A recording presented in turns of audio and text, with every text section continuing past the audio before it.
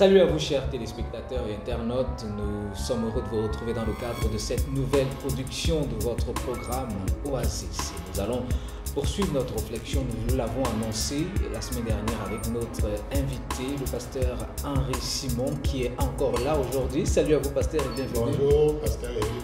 Très heureux de vous accueillir et avec vous nous allons poursuivre notre réflexion autour de ce thème que nous avons commencé la semaine dernière. Nous avons parlé de l'argent comme un élément indispensable qui est devenu indispensable dans notre société aujourd'hui, mais qui à des moments peut être considéré comme un danger lorsque nous ne parvenons pas à faire l'équilibre. Effectivement pasteur Eric, je suis très heureux d'être là avec vous aujourd'hui encore. La semaine dernière nous avons rappelé que nous sommes des citoyens célestes. Que nous ne vivons plus pour nous-mêmes, mais pour celui qui est mort et ressuscité pour nous. Et il y a aujourd'hui une question que j'aimerais que chaque enfant de Dieu se pose. C'est qu'en tant qu'enfant de Dieu, qu'est-ce qui marque dans ma gestion de mes finances le fait que je suis un citoyen céleste et non un citoyen du monde? Justement, c'est ce qui va émailler un petit peu l'émission de ce jour. Nous allons parler du don de Dieu et des bénédictions qui en résultent. Nous allons aborder cette question qui parfois est au cœur de beaucoup de préoccupations dans les milieux chrétiens, parce que lorsque nous l'avons dit la semaine dernière, quand on parle déjà d'argent, quand on parle déjà de donner à Dieu, il y a des grincements dedans. Pourtant, on est disposé parfois à lui donner tout. J'aimerais savoir, pasteur, quelle est la relation entre l'enfant de Dieu et son trésor? Merci, pasteur Eric. Et je voudrais, pour commencer, vous lire un passage que nous connaissons très bien et que la plupart des enfants de Dieu connaissent. Dans Matthieu au chapitre 6, versets 19 à 21, le Seigneur Jésus dit: « Ne vous amassez pas des trésors sur la terre, où la teigne et la rouille détruisent et où les voleurs percent et dérobent. Mais amassez-vous des trésors dans le ciel, où la teigne et la rouille ne détruisent point et où les voleurs ne percent ni ne dérobent, car là où est votre trésor, là aussi sera votre cœur. » Oui. Cette parole s'adresse aux enfants de Dieu. Et je voudrais que chacun comprenne que Dieu donne un ordre. Il dit: amassez-vous des trésors. C'est une instruction. Oui. Amassez-vous des trésors. Mais s'il dit d'amasser, il précise là où il faut, amasser. Donc amasser, oui. Amasser, certainement. Mais amasser où? Le Seigneur Jésus dit: amassez-vous des trésors au ciel. Oui. Je peux déjà imaginer votre prochaine question et la question que plusieurs poseraient. Comment je fais pour amasser mes trésors au ciel parce que je suis sur la terre? Cela est très simple. Oui. Vous appartenez à une église locale. Et le transfert de votre trésor au ciel se fait par le don de votre dîme et de vos offrandes à l'église locale à laquelle vous appartenez pour servir l'avancement du royaume des cieux. Vous êtes en train de transférer votre trésor au ciel. Vraiment, chaque enfant de Dieu sur la terre, n'oubliez pas le point de départ. Nous sommes des citoyens célestes. Et nous amassons dans notre patrie. Nous gagnons, nous transférons. Je vous avais pris l'exemple des étrangers qui résident au Cameroun. Oui. Regardez tous ces hommes d'affaires, et j'en connais plein, je vous assure. Ils sont les champions du transfert. Parce que chez eux, ils investissent pour s'installer. Tout nouvel investissement qu'ils peuvent faire ici, c'est pour élargir la capacité de gagner pour pouvoir transférer davantage. Et là, c'est ce que doit faire l'enfant de Dieu: amasser puis transférer. Mais est-ce qu'on peut justement appliquer cette notion de transfert lorsque déjà le cœur n'est pas conquis à la cause du Seigneur? Pasteur Eric, vous avez des questions absolument pertinentes et d'actualité. Rappelons que nous sommes supposés, cela devrait être le cas pour chaque enfant de Dieu, avoir notre cœur qui est tout à lui. Nous devons être tout à lui. Et je suis très heureux de constater que les enfants de Dieu font pas mal de déclarations. Lorsqu'ils adorent le Seigneur, en chansons, en paroles, en poèmes, ils disent à Dieu: je suis tout à toi. Vous connaissez ces merveilleuses chansons pour lesquelles nous remercions d'ailleurs Dieu de nous avoir donné des personnes qui ont tant de talent. Des chansons qui disent: je te donne ma vie, je te donne mon cœur, je me livre totalement, je te donne tout ce que je suis, et tout ce que je suis est à toi. Mais il est important de mettre en cohérence nos déclarations avec notre vie. Il est absolument important. Les enfants de Dieu doivent cesser de chanter ce qu'ils ne vivent pas. Lorsque nous disons à Dieu des consécrations verbales: je te donne tout, est-ce que vous savez que Dieu prend cela comme un vœu? Et la parole, oui, c'est un engagement. Et la parole de Dieu demande, exige que nous ne tardions pas d'accomplir le vœu que nous avons fait. Donc, lorsqu'un enfant de Dieu dit en adoration, je te donne tout ce que je suis et tout ce que j'ai, tout ce que je suis est à toi, il doit le manifester dans la pratique, en mettant effectivement son trésor à la disposition de son maître. Donc, il y a cette contradiction qu'on voit très souvent et sur laquelle j'aimerais vraiment interpeller notre attention, la mienne y comprise, et de nos auditeurs, sur le fait qu'il faut vraiment mettre en cohérence notre déclaration de consécration verbale, qui très souvent, je vous assure, elle vient en chanson et en prière, avec l'expérience du quotidien. Est-ce que vous ne croyez pas, hein, pasteur, qu'aujourd'hui, beaucoup de chrétiens vivent cette contradiction entre ce qu'ils disent et ce qu'ils pratiquent réellement, parce qu'ils n'ont pas le sentiment que tout vient de Dieu? Je le pense effectivement. Je le pense effectivement. Vous savez, beaucoup vivent effectivement cette contradiction. Et avant d'en venir au fait que tout vient de Dieu, vous voyez dans 1 Timothée au chapitre 3, versets 1 à 5, Timothée qui parle de l'apparence, ceux qui ont l'apparence de la piété, et qui en renie la puissance. Effectivement, beaucoup d'enfants de Dieu ont aussi l'apparence de la consécration, mais il renie ce qui fait la preuve de la consécration. Et moi, je vais vous dire, pasteur Eric, ce qui est ma conviction. La preuve de la consécration, c'est la consécration de son trésor. Ce qui est vraiment précieux au cœur, c'est ce trésor qui fait la concurrence à Dieu dans le cœur. C'est ça la preuve de la consécration, c'est de disposer tout son trésor entre les mains de Dieu. Certains qui... Allez-y, mais cela pourra évoquer également une autre préoccupation, parce que plusieurs qui nous regardent pourraient se dire, mais bon, n'est-ce pas un moyen de prendre et de ne pas fournir d'efforts, tel que le font plusieurs quand même? Il faut faire une différence entre ceux qui sont des, on va dire, des escrocs et ceux qui servent la bonne cause. Oui. Si vous savez que vous fréquentez les escrocs, il faut rapidement les fuir. Dès qu'il y a le faux, c'est qu'il y a l'original quelque part. Oui. Donc on ne falsifie que ce qui existe et est original.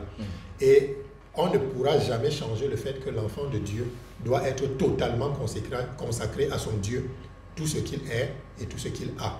Donc nous ne sommes pas en train de faire la promotion des vendeurs d'illusions, des vendeurs de faveurs. Non, ça n'a absolument rien à voir. Mais il s'agit d'une vie qui est totalement consacrée à Dieu, d'un enfant de Dieu qui sait qu'il appartient au Seigneur et que tout son trésor est également consacré à Dieu. Tout à l'heure, vous avez évoqué le fait que plusieurs apparemment oublient que tout nous vient de Dieu. Oui. Il ne faudrait pas l'oublier.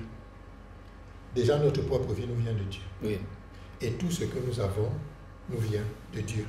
Regardez 1 Chronique au chapitre 29, la deuxième partie du verset 14. J'aime beaucoup ce passage parce que c'est une déclaration du roi David. Et nous savons quel amour le roi David avait pour le Seigneur, pour son Dieu.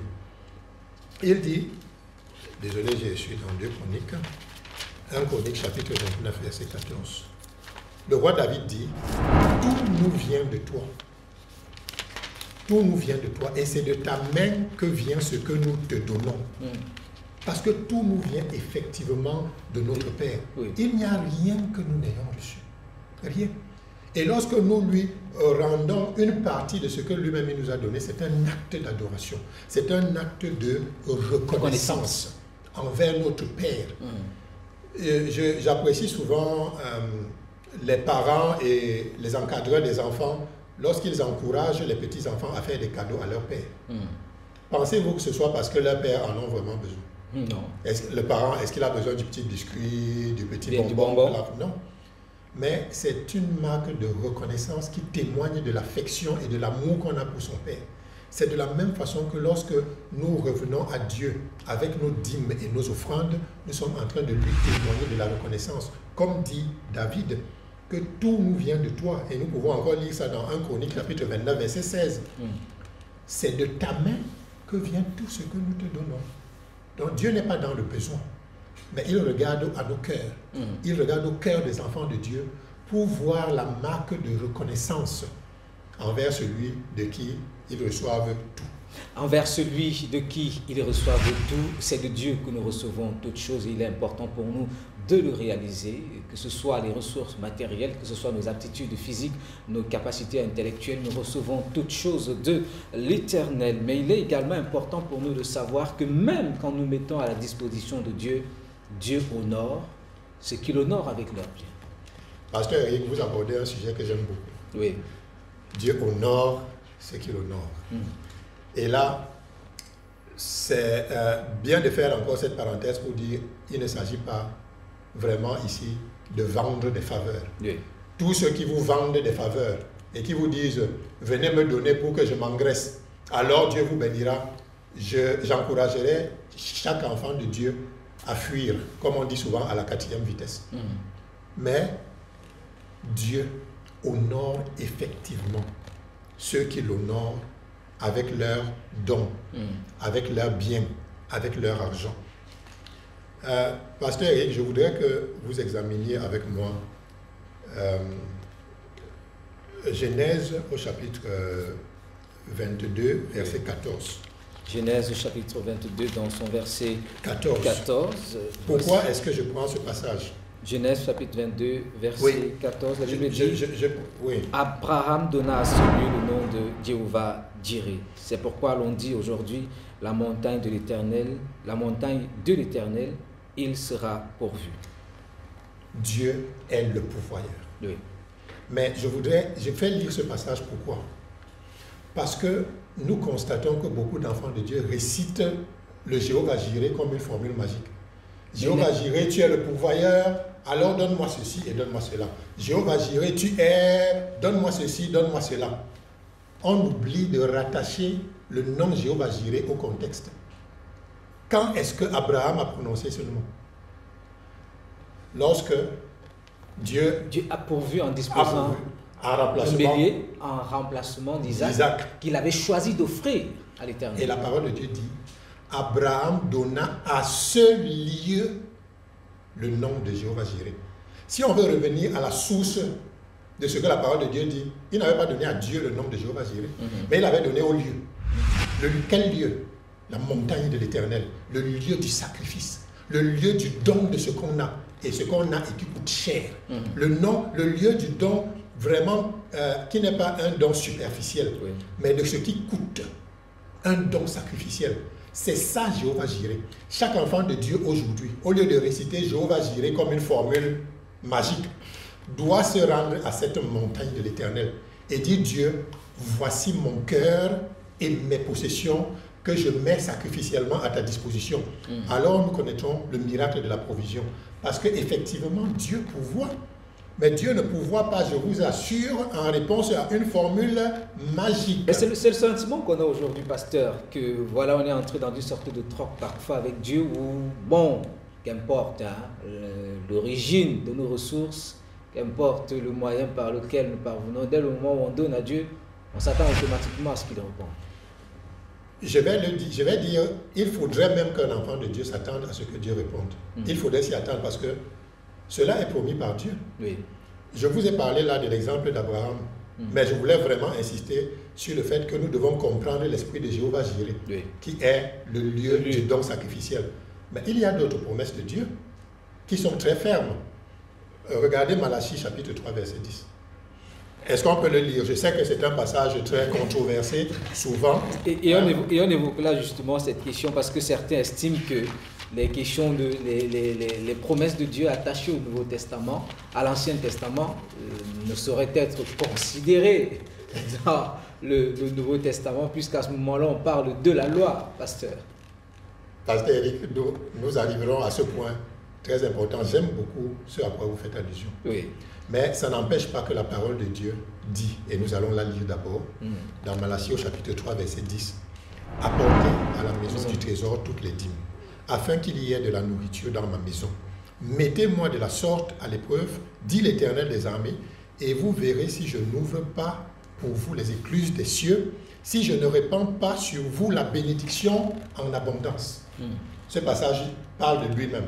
On est bien d'accord? Oui. Il parle de lui-même. Et je vous assure, personnellement, ce passage est dans mes veines, dans ma moelle, dans les os, dans mon cerveau, dans mon tout. Vous avez évoqué le fait que beaucoup de gens, parmi les enfants de Dieu, disent que non, c'est l'Ancien Testament. Est-ce que le psaume 23 est dans l'Ancien Testament? Oui. L'Éternel est mon berger. Je ne manquerai de rien. Je ne manquerai de rien. Quel enfant de Dieu ne s'approprie pas les promesses du psaume 23 et qui reviennent si régulièrement dans ses prières?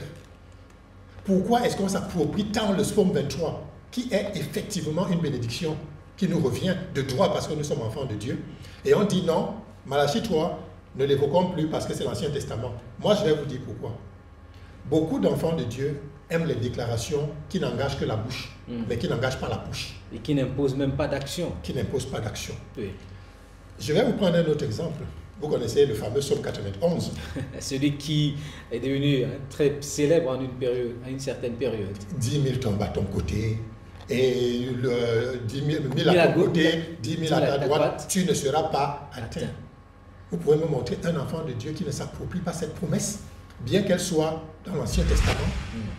Je vais vous prendre un autre exemple. Les exemples sont légion, mais je vais vous prendre un autre, que moi aussi j'aime beaucoup, et que je sais que 99,9% probablement des enfants de Dieu aiment beaucoup.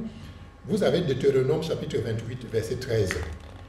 Dieu dit, je ferai de vous la tête et non la queue. Vous serez toujours en haut et jamais en bas. Alors, pasteur, dis-moi, est-ce que c'est le Nouveau Testament? Non. Pourtant, nous nous approprions absolument cette promesse parce qu'elle est valable. Elle est absolument valable.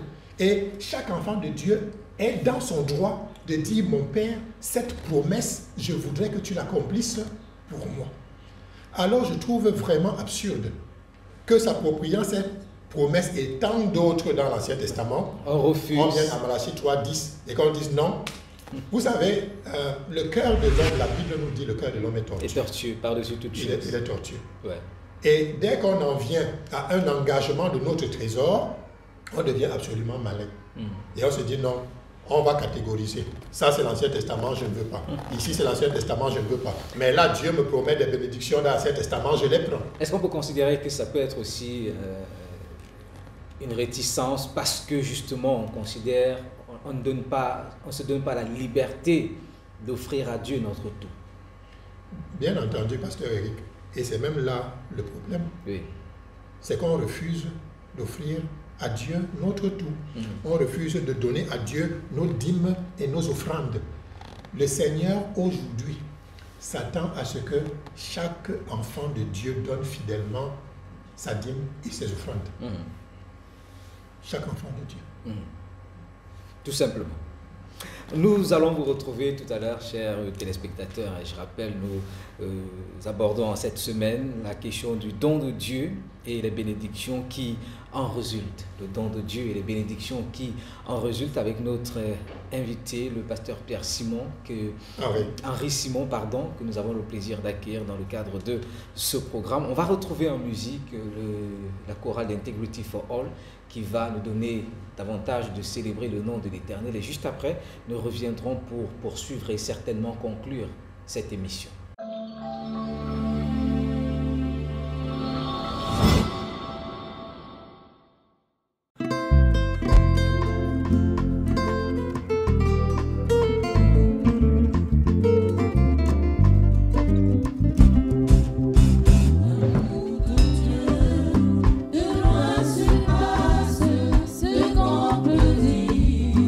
Un cœur humain, il est plus grand.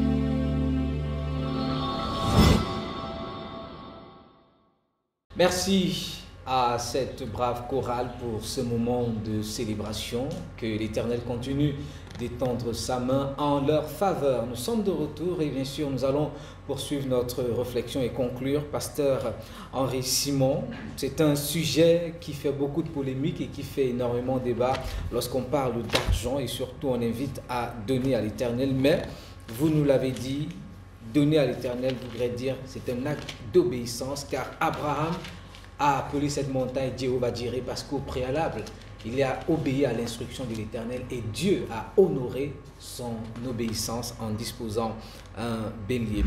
Et pourquoi est-il nécessaire, on va peut-être revenir toujours à cette question, lorsqu'on a des ressources, pourquoi est-il nécessaire de mettre toujours Dieu en premier? Merci, pasteur Eric. Vous savez, l'enfant de Dieu, dans son cœur et dans toute sa vie, doit avoir la proclamation de ce que Dieu est premier. Il est le Dieu Tout-Puissant. Oui. Il est celui à qui tout appartient. Qui d'autre est-ce qu'on mettrait en premier? Il y a un passage que j'aime beaucoup dans les Proverbes. Quand vous lisez Proverbes chapitre 3, versets 9 à 10, il dit « Honore l'Éternel avec tes biens et avec les prémices de tout ton revenu. Alors tes greniers seront remplis d'abondance et tes cuves regorgeront de mots. » Les prémices parlent de quoi? C'est qu'il est devant. C'est qui est devant, oui. C'est Dieu d'abord. dans la vie d'un enfant de Dieu, c'est Dieu d'abord. Et ça doit être le cas dans ses finances. Dieu d'abord. Lorsqu'un enfant de Dieu fait son budget, la dépense numéro 1, et je vous parle de ce que je fais, et que je fais depuis des années et des années. La dépense numéro 1, c'est Dieu d'abord. Je mets de côté ce que j'ai dédié à mon Père pour l'avancement du royaume de Dieu. Et ça ne peut pas être une part marginale. Vous comprenez? Parce que Dieu est premier. Il ne s'agit pas du superflu. Pas du tout. Oui. Dieu est premier et nous devons le mettre premier en tout. Pourquoi est-ce qu'il s'appelle le commencement et la fin? Pourquoi ne serait-il pas le commencement de nos dépenses? Pourquoi n'est-il pas le commencement de notre budget? Je pense que pour chaque enfant de Dieu, il est le commencement de la journée. Oui. Quand nous nous réveillons, c'est peut-être d'abord une adoration à notre Père, une prière pour consacrer la journée à Dieu. Eh bien, ça doit être le cas en tout. Et en particulier dans cette question sensible qu'est l'argent. Chaque enfant de Dieu doit mettre Dieu en premier dans son argent. Parce que l'argent parle de la somme de vos efforts. Oui. Et c'est vraiment tous vos efforts qui sont concentrés là-dedans, comme nous avons dit qu'on peut tout convertir en argent. En argent, oui. Et là, dans la sueur de votre front, que vous déclariez que mon Père est mon Dieu, c'est toi qui es premier, alors Dieu vous honore. Comprenez? Dieu vous honore. Vous savez, cet homme qui, lorsque Jésus lui a dit de le suivre. Va et vends tout ce que tu as. L'autre à qui il avait dit, il lui a dit, laisse-moi d'abord aller ensevelir mon Père. Vous savez, Jésus, il n'aime pas qu'on lui dise, je vais d'abord faire autre chose. Tu le mets en premier, vous le mettez en premier. Lui d'abord, et alors vous pouvez passer à autre chose. Nous, ce que nous faisons dans notre budget, c'est que nous avons déjà enlevé ce que nous avons consacré à Dieu. Oui. Et avec le reste, nous gérons nos besoins et les autres, les besoins des autres. Et Dieu est toujours fidèle. Je peux vous assurer, sans le moindre doute, exactement comme si vous pouvez me dire là maintenant que je suis déchaussé, mais je vous dis, mais voilà les chaussures. De la même façon, je peux vous assurer que Dieu est fidèle pour honorer celui qui l'honore avec ses revenus. Dieu est fidèle. Il n'est pas un homme pour mentir. Non, il n'est pas un homme pour mentir. Osons le prendre au mot. Et il s'agit, cher pasteur Eric, non pas de faire un essai pour un jour, mais que ce soit toute une consistance. Que ce soit difficile ou que ce soit facile, c'est une vie dans la durée. Et vous vous rendez compte que Dieu est effectivement fidèle. Dieu est fidèle, comme le témoigne le pasteur, et il est celui qui bénit et qui ouvre les portes, et celui également qui nous soutient. Mais il est important, et on va cesser de le dire, il est important de mettre Dieu en premier, que ce soit avec nos ressources, avec nos aptitudes et nos capacités. Dieu doit être le premier. Nous allons sortir de cette édition dans quelques instants, pasteur. Quel conseil et peut-être une prière à l'endroit de tous ceux qui nous regardent et peut-être qui hésitent encore à accorder la première place à Dieu dans leur cœur et dans leur vie. Je dirais déjà que si vous reconnaissez que Dieu n'a pas la priorité dans votre cœur, il n'est pas tard. Jésus est tout près de vous. Jésus ne rejette pas celui qui vient à lui.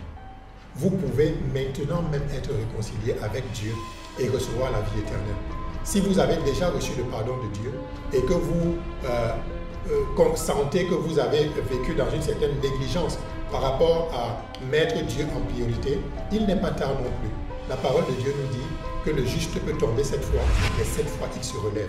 Alors je vous dis, aujourd'hui même, dites au Seigneur d'étendre sa main sur vous. Mon Dieu et mon Père, je te prie pour tous ceux qui nous écoutent. Je prie que ta grâce et ta miséricorde abondent.